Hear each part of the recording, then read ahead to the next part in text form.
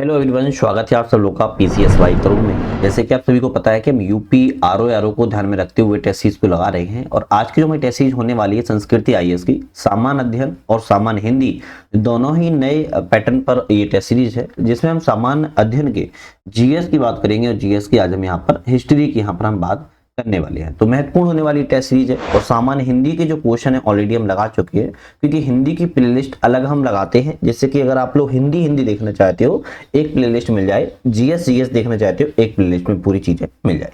आप लोगों के लिए एक और खबर है कि हम संस्कृति आईएएस की टेस्ट सीरीज नहीं लगा रहे इस चैनल पर, हम मल्टीपल्स कोचों की टेस्ट सीरीज लगा रहे हैं। जैसे मेक आईएएस की भी टेस्ट सीरीज हमारी लग रही है, जीएस वर्ल्ड की भी हमारी टेस्ट सीरीज यहाँ पर लग रही है, संस्कृति आईएएस की भी तो लगी रही है, साथ में हम अध्यय की किसकी अध्यय आईएएस की भी टेस्ट सीरीज लगा रहे हैं। तो लगभग हम 5 से 6 कोचों की टेस्ट सीरीज लगा रहे हैं चैनल पर, आप जाके देख सकते हो। और हमारे ऐप भी आ चुका है जिसका नाम है नट लर्निंग ऐप, जिस पर आप लोगों ने अच्छा रिस्पॉन्स दिया है, साथ में आप लोगों ने अच्छा देखा भी है।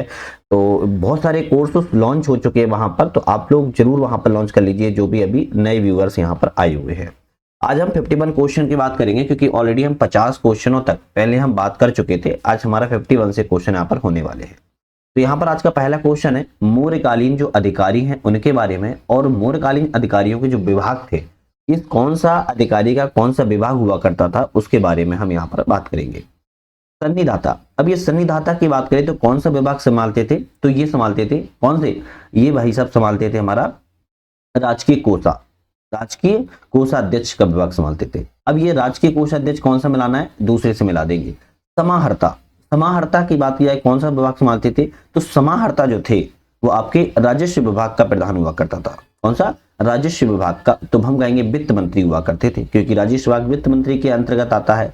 प्रदेष्टा, अब प्रतिष्ठा की बात किया तो फौजदारी न्यायालय का न्यायाधीश हुआ करता था, और व्यवहारिक की बात करें तो दीवानी न्यायालय का न्यायाधीश हुआ करता था। तो इस तरीके से आपका जो ऑप्शन होगा बी वाला रहेगा, ए का दूसरा, बी का तीसरा, सी का चौथा, डी का पहला ऑप्शन यहाँ पर सही हो जाएगा। नेक्स्ट क्वेश्चन तरफ बढ़ेंगे। निम्नलिखित में से अशोक के कौन से जो स्तंभ लेख है इसको रानी का अभिलेख कहा जाता है। तो अशोक के ऐसा कौन सा स्तंभ लेख है जिसको रानी का लेख कहा जाता है, बढ़िया क्वेश्चन है ना, बढ़िया क्वेश्चन है। तो कौन सा हो जाएगा, तो हम कहेंगे कौशाम्बी, तो इसको कहेंगे हम कौशाम्बी कहेंगे, दूसरा वाला सही होगा। कौशाम्बी अभिलेख को ही, कौशाम्बी स्तंभ लेख को रानी का अभिलेख के रूप में इसको जाना जाता है। नेक्स्ट आता है निम्नलिखित युग्मों पर कौन सा युग्म जो है वो सही नहीं है, इनमें से गलत कौन सा है। चलिए गलत ढूंढ लेते हैं। प्रथम शिलालेख, अगर हम बात करें प्रथम शिलालेख में मानव चिकित्सा पशु चिकित्सा का उल्लेख नहीं भाई। प्रथम शिलालेख में किस चीज का उल्लेख मिलता है, तो हम कहेंगे प्रथम शिलालेख में पशु बलि का निषेध किया गया था। क्या किया था, जो पशु बलि दी जाती थी उसको क्या कहता है, पशु बलि को निषेध किया गया था। तो हम कहेंगे यहाँ पर पहला वाला ऑप्शन जो है गलत था। जबकि दूसरे शिलालेख में पड़ोसी राज्यों का उल्लेख दिया गया, बिल्कुल ठीक है। 5वें शिलालेख में धर्म महामात्रों की नियुक्ति का उल्लेख मिलता है, ये भी सही है। और 13वें शिलालेख में कलिंग युद्ध का वर्णन मिलता है, हम कहेंगे ये भी ठीक है। तो पहला वाला ऑप्शन जो था गलत था। पहले वाले में मानव चिकित्सा पशु चिकित्सा नहीं बल्कि पशु बलि निषेध का जो है उल्लेख मिलता था। नेक्स्ट क्वेश्चन की बात करेंगे। एक तरफ प्रांत है और एक तरफ राजधानी है, मतलब कि आपको पता होगा जैसे वर्तमान में हम उत्तर दक्षिण पूर्व पश्चिम कहते हैं, उस समय उत्तरापथ, अवंती, प्राच और दक्षिणापथ हुआ करती थी, लेकिन इनकी राजधानी भी हुआ करती थी। जैसे उत्तरापथ की राजधानी की बात करें तक्षशिला थी, अवंती की राजधानी की बात करें तो उज्जैनी थी, प्राच की बात करें तो क्या थी, पाटलिपुत्र थी, और दक्षिणापथ की राजधानी की बात करें तो सुवर्णगिरी थी। एक और था जिसको बाद में जोड़ा गया था, कलिंग। अगर हम बात करें कलिंग की राजधानी कौन सी थी, तो कलिंग की राजधानी तौसली थी, आपको ध्यान रखना है। चलिए अगर हम ऑप्शन में देखें कौन सा सही रहेगा, तो सी वाला रहेगा, एक का पहला, बी का चौथा, सी का तीसरा, डी का दूसरा ऑप्शन यहाँ पर करेक्ट हो जाएगा। नेक्स्ट आता है निम्नलिखित कथनों पर विचार करें। विचार करना है कि इनमें से कौन सा जो कथन है वो सही है ना। चलिए सही क्वेश्चन ढूंढते हैं। मौर्य साम्राज्य में कृषि की उन्नति पर विशेष ध्यान जो है दिया गया था, हम कहेंगे हाँ, कृषि के डेवलपमेंट पर विशेष ध्यान दिया गया था। दूसरा कहता है कृषि भूमि पर राज्य एवं कृषक दोनों का अधिकार होता था, राज्य का और कृषक दोनों का अधिकार होता था, हम कहेंगे हाँ ये भी ठीक है मौर्य साम्राज्य में। एक और दो दोनों सही है, तो डी वाले पे हम यहाँ पर टिक करेंगे। नेक्स्ट क्वेश्चन आता है निम्नलिखित कथनों पर विचार करें। निम्नलिखित में से कौन सा जो उत्तर है वो सही है। कथनों पर विचार करना है। शुंग वंश की राजधानी पाटलिपुत्र थी। क्या शुंग वंश की राजधानी पाटलिपुत्र थी सच में?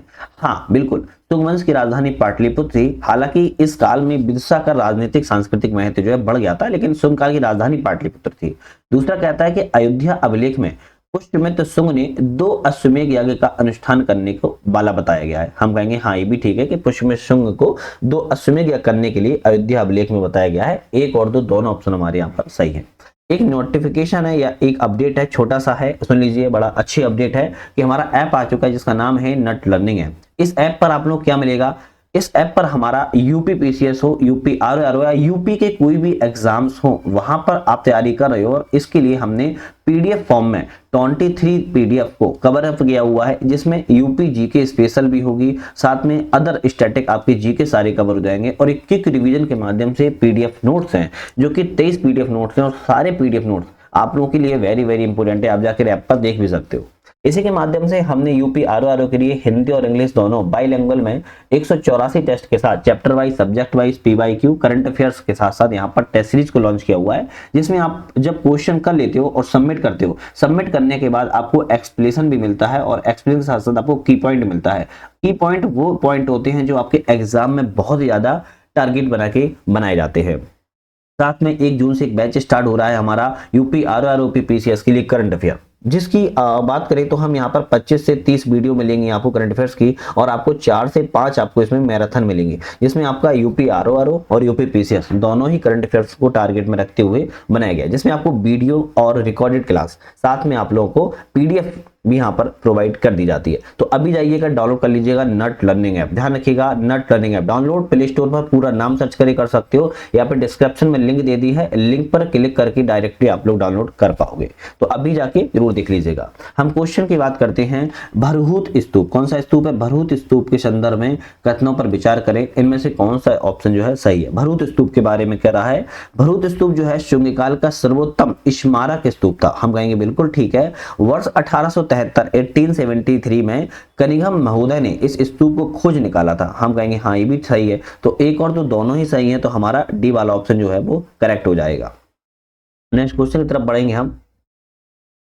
नेक्स्ट क्वेश्चन है, निम्नलिखित में से शासकों में कौन राष्ट्रकूट राज्य का संस्थापक था? अब राष्ट्रकूट राज्य का संस्थापक, बड़ा प्यारा छोटा क्वेश्चन है, चाहो तो इसका क्वेश्चन का आंसर अगर आप लोग देना चाहो ज्यादा अच्छे रहेगा, है ना। तो चलिए 58 का आंसर आप लोग बताइएगा ABCD, या लिख के बताना है। दंतीदुर्ग, कृष्णमृतम, अमुक वर्ष, गोविंद द्वितीय, आप लोग जरूर बताइएगा, ठीक है। नेक्स्ट क्वेश्चन आता है, सल्तनत कालीन चित्रकला के संदर्भ में निम्नलिखित कथनों पर विचार करें, और इनमें से कौन सा उत्तर सही है? सल्तनत कालीन चित्रकला के संदर्भ में कह रहा है कि विचार करो, कौन सा ऑप्शन सही है? सल्तनत काल में चित्रकला का जो सर्वाधिक महत्वपूर्ण प्रसंग है वो शम्स ए सिराज अफीफ की तारीख ए फिरोजशाही में, कौन सी? तारीख ए फिरोजशाही में मिलता है, और किसकी है? शम्स ए सिराज अफीफ की है। हम कहेंगे हाँ बिल्कुल सही है। अलाउद्दीन खिलजी के शासनकाल में भित्ति चित्रों, पांडुलिपि चित्रों और कपड़े पर चित्रों का प्रचलन के प्रमाण मिलते हैं। हम कहेंगे हाँ ये भी सही है, अलाउद्दीन खिलजी के काल में ऐसा मिलता है। तो 1 और 2 दोनों ऑप्शन हमारे यहाँ पर करेक्ट हो जाएंगे।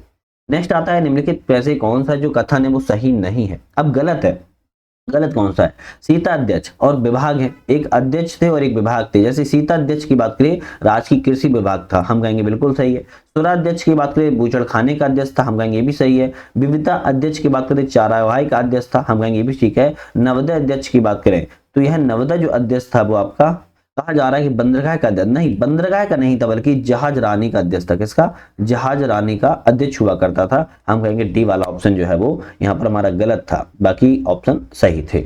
नेक्स्ट आता है, राज्य और संस्थापक, कौन सा राज्य का संस्थापक कौन है? जैसे प्रतिहार की बात करें हरिश्चंद्र है, परमार की बात करें तो उपेंद्र हैं या कृष्ण राज्य भी कहते हैं, गढ़वाल की बात की जाए तो चंद्रदेव हैं, और चंदेल की बात करें तो नन्नुक हैं। हमारा ऑप्शन रहेगा सी, ए का पहला, बी का चौथा, सी का तीसरा और डी का दूसरा ऑप्शन हमारा यहाँ पर करेक्ट है। कमेंट करके बता दीजिएगा कि हम तेज या स्लो तो नहीं बात कर रहे, या फिर जो भी है सही है तो मुझे कमेंट करके बताना है। साथ में चैनल पे नए हो सब्सक्राइब, लाइक, शेयर करके बेल आइकन प्रेस कर लेना है, जिससे मोटिवेशन मिलता है। और इतना मोटिवेशन तो यार आप लोग इतनी मेहनत करता हूँ दे ही सकते हो। क्वेश्चन नंबर 62 है, खिलजी प्रशासन के संदर्भ पर विचार करें, कौन सा कथन सही है? खिलजी प्रशासन के बारे में विचार करना है। देखते हैं, अलाउद्दीन खिलजी ने मंगोल आक्रमण से निपटने के लिए रक्त एवं तलवार की नीति को अपनाया था। किसको? और ब्लड एंड स्वॉर्ड, रक्त एवं तलवार की नीति अपनाई थी। हम कहेंगे बिल्कुल सही है। दक्षिण भारत में पांडव राज्यों ने सबसे पहले अलाउद्दीन खिलजी के आधिपत्य को स्वीकार किया था, नहीं ये गलत आ जाएगा। सबसे पहले पांडव राज्य ने नहीं किया था, सबसे पहले पांडव राज्य ने नहीं किया था, बल्कि तेलंगाना के शासक प्रताप रुद्रदेव द्वितीय ने। ठीक है, तो यहां पर आपका ऑप्शन रहेगा केवल एक सही, तो हम एक पे टिक लगाएंगे सी वाले पे।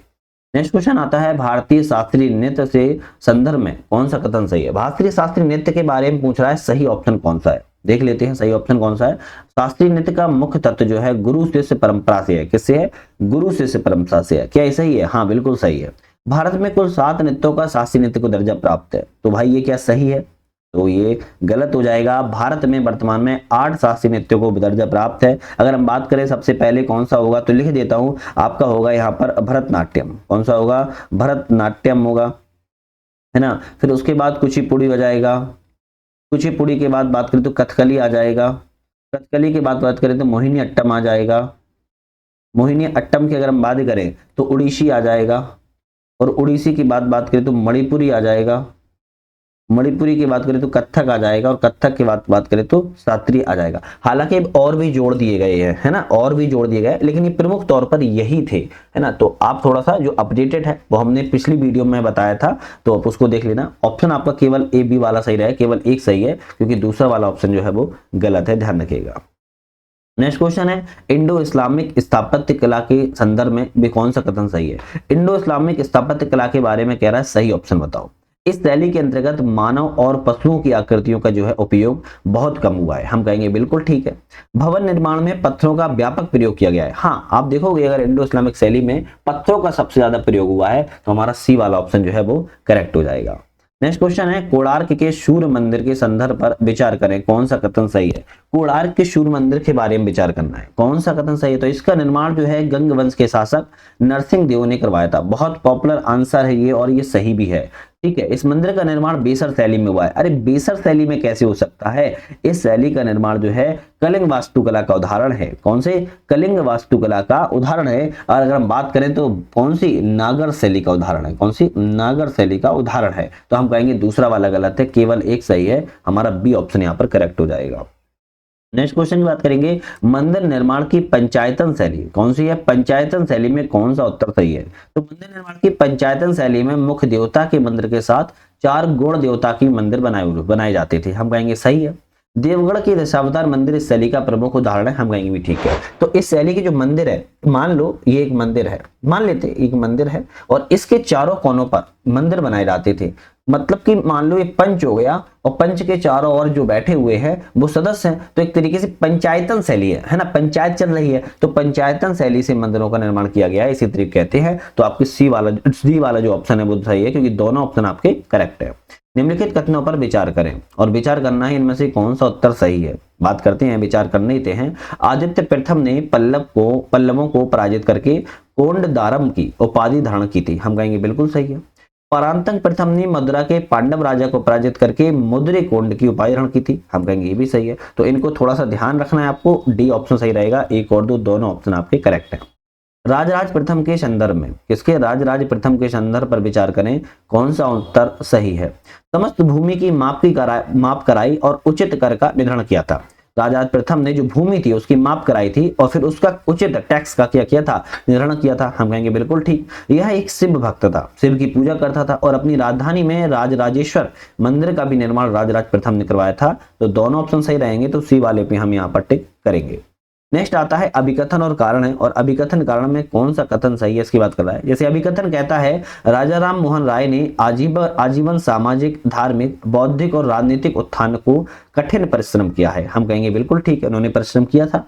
राजा राम मोहन राय भारतीय समाज में व्याप्त जड़ता और भ्रष्टाचार से बहुत दुखी थे। हम कहेंगे हाँ ये भी सही है, और इसीलिए ये कारण बना था कि सामाजिक, धार्मिक, बौद्धिक, राजनीतिक उत्थान के लिए उन्होंने कठिन परिश्रम किया। तो ऑप्शन रहेगा ए वाला, ए आर दोनों सही हैं, और व्याख्या भी सही कर रहा है। नेक्स्ट क्वेश्चन है ब्रह्म सभा के बारे में। ब्रह्म सभा के बारे में कौन सा ऑप्शन सही है। तो इस सभा का उद्देश्य था कि हिंदू धर्म को स्वच्छ बनाना और एकेश्वरवाद को शिक्षा देना। हम कहेंगे बिल्कुल ठीक है। मानवीय प्रतिष्ठा पर बल देकर मूर्ति पूजा का इन्होंने विरोध भी किया था ब्रह्म सभा ने। हम कहेंगे हाँ ये भी सही है। तो एक और दो दोनों ऑप्शन आपके यहाँ पर करेक्ट हो जाएंगे, ध्यान रखना है। नेक्स्ट क्वेश्चन की बात करेंगे अभिकथन और कारण, इनमें से कौन सा ऑप्शन सही है उसकी बात करते हैं। अभिकथन कहता है A.O. ह्यूम ब्रिटिश सरकार के पहले ऐसे अधिकारी थे जिन्होंने लेफ्टिनेंट गवर्नर, क्या है, लेफ्टिनेंट गवर्नर के पद को ग्रहण करने के लिए अस्वीकार कर दिया था। क्या ये सही है? हाँ, हम कहेंगे बिल्कुल, ये बात बिल्कुल करेक्ट है। कारण कहता है कि इस पद पर रहकर ये ब्रिटिशों के उच्च मन से सेवा नहीं कर सकते थे। हम कहेंगे हाँ, कारण भी ठीक है, तो ए आर दोनों सही हैं और व्याख्या भी सही है, तो ए वाला ऑप्शन हमारा करेक्ट हो जाएगा। नेक्स्ट क्वेश्चन की बात करेंगे, निम्नलिखित में से कौन सा संगठन और नेतृत्व करता है, इनको मिलाइए।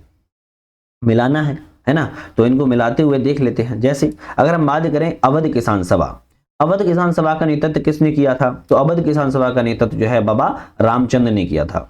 अवध प्रांतीय रैयत सभा अगर हम बात करें तो इसका नेतृत्व एन जी रंगा ने किया था।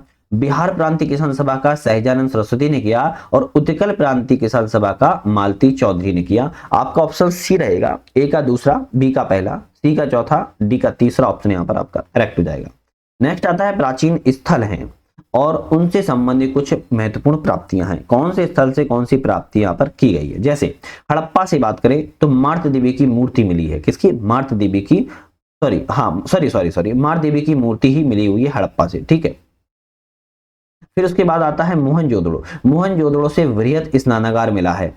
फिर लोथल से मानव निर्मित गोदीवाड़ा मिला है। गोदीवाड़ा मतलब कि जिसको गोदीवाड़ा को ही बंदरगाह के रूप में जानते हैं, या फिर ऐसा भी लिख के आता है डॉकयार्ड, क्या लिख के आता है, डॉकयार्ड भी लिख के आता है, ध्यान रखिएगा। और राखी गढ़ी से मिट्टी के बने हल की आकृति मिली हुई है। तो ऑप्शन जो होगा आपका कौन सा सही हो जाएगा, तो हम कहेंगे ऑप्शन हमारा डी वाला जो है वो करेक्ट हो जाएगा। कौन सा, डी वाला जो है वो करेक्ट हो जाएगा, ध्यान रखिएगा, ध्यान रखिएगा।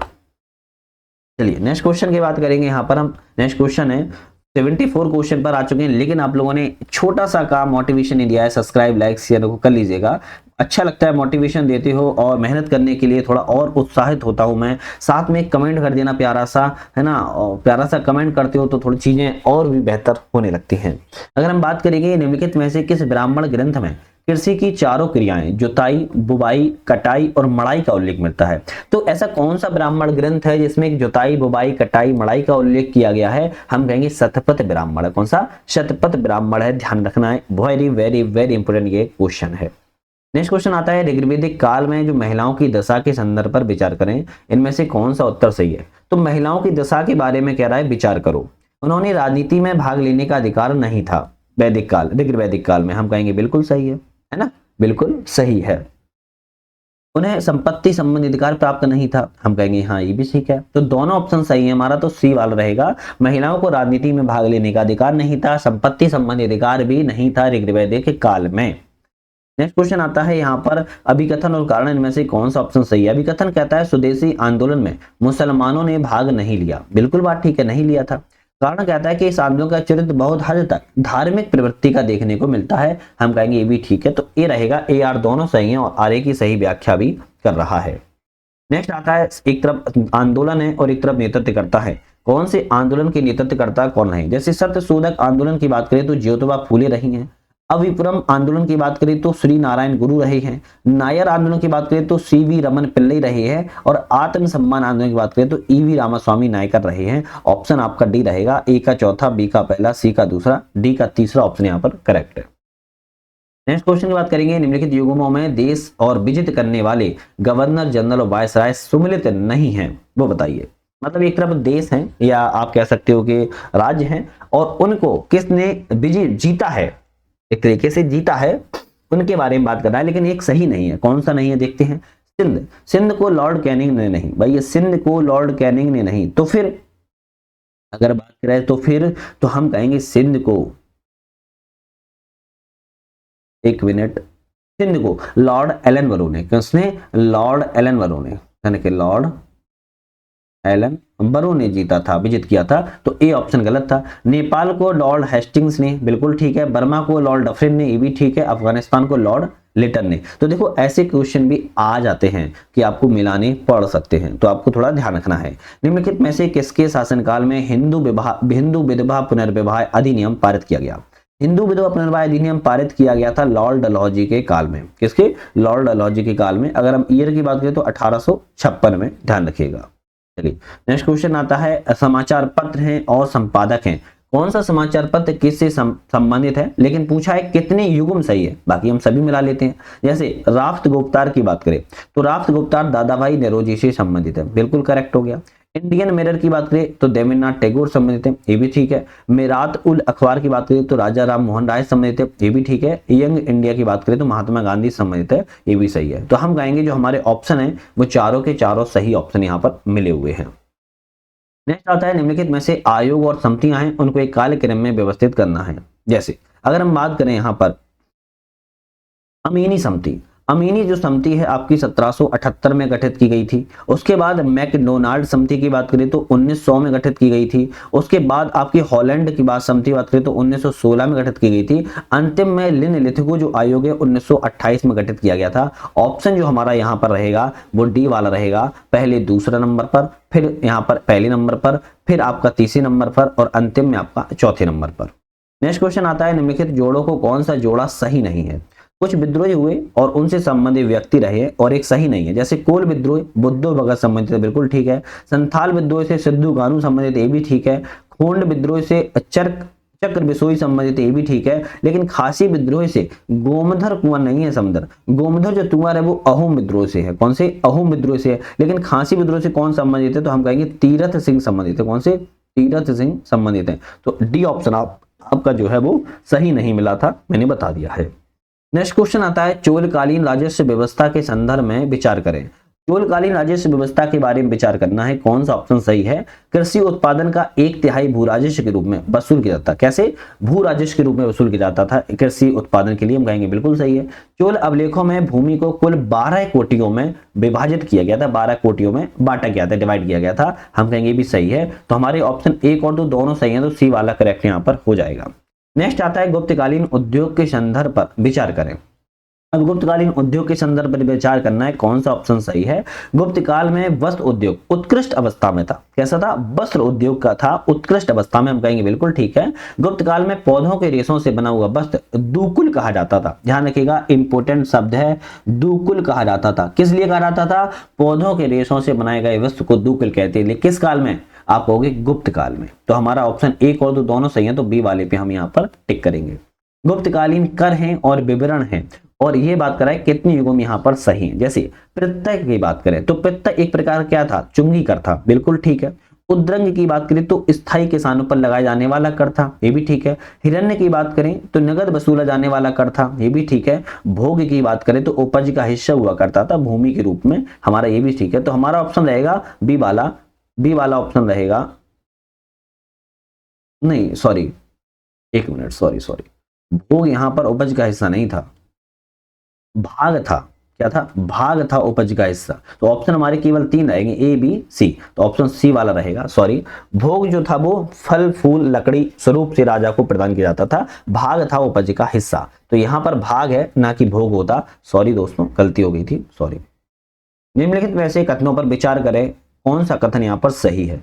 तो विचार करना है कौन सा ऑप्शन सही है। गुप्त काल में राजगद्दी हमेशा ज्येष्ठ पुत्र को मिलती थी। नहीं, ये तो कभी रहा ही नहीं है कि ज्येष्ठ पुत्र को मिलती थी, तो पहला तो गलत हो गया। गुप्त काल में राजा को रक्षा पालन करने के लिए भगवान के रूप में देखा जाने लगा था, हम कहेंगे हाँ ये सही बात है। तो केवल दूसरा सही है, तो हम डी वाले पे यहाँ पर टिक करेंगे। नेक्स्ट क्वेश्चन आता है निम्नलिखित कथनों पर विचार करें और इनमें से कौन सा उत्तर जो है सही है।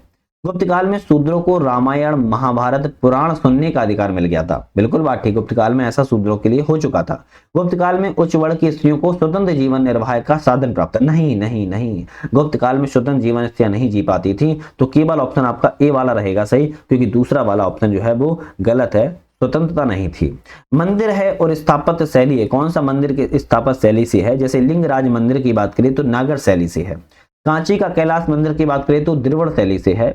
मोढेरा का सूर्य मंदिर की बात करें तो नागर शैली से है। अगर हम एलिफेंटा की गुहा मंदिर की बात करें तो बीसर शैली से है। हमारा ऑप्शन बी रहेगा, ए का दूसरा, बी का तीसरा, सी का चौथा और डी का पहला ऑप्शन यहाँ पर करेक्ट होगा।